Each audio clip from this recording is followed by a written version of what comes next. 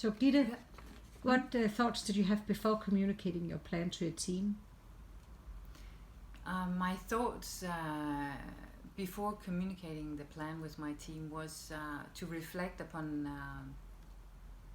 my style of communication, because I'm a bit red, you could say, in my communication, so I sometimes skip the details. I go right to the conclusion, but I also know that I lose, of course people cannot read my mind, so I lose them during my speech if I do not take into account who I'm speaking with.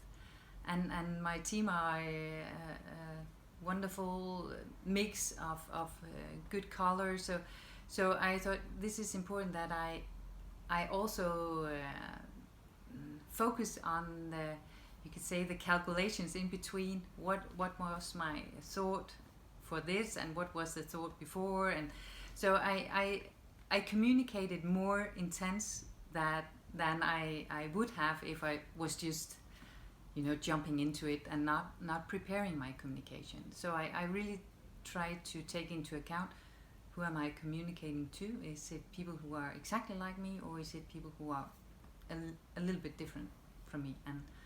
And that's why I did an effort there.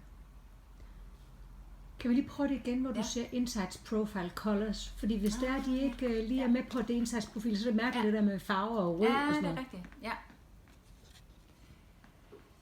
So before communicating my plan with my team, I took into consideration what are my communication profile.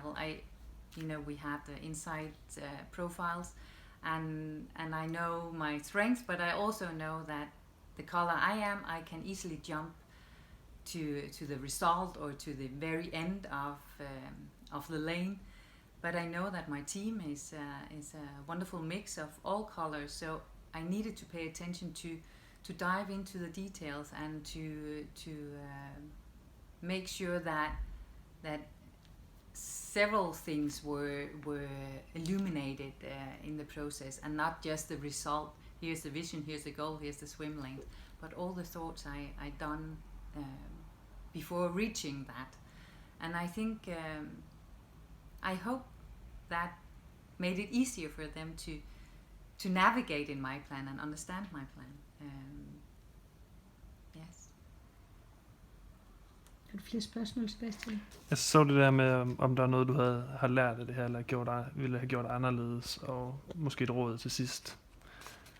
Men jeg ved ikke, har vi fanget dem ellers? Prøv bare. Ja. Skal jeg stille spørgsmål? Eller? Ja, det må du gerne. So what have you learned by communicating your plan to your employees in this way? Yeah. There are several learnings. The one that just comes to my mind is first of all to prepare myself regarding, as you asked before, the communication. How did I prepare? So preparation is important. That was important for me. And also... Jeg stopper lige i det, fordi jeg tror ikke helt, jeg forstår det. Hvad var det, du lærte ved at forberede dig? Eller var det bare, at du lærte, at du skulle forberede dig? Ja, værdien af forberedelse kommer... Fordi... hvordan kan jeg kunne godt finde på, mit højre ben er at gå ind og gøre det. Ja. Og levere. Ja.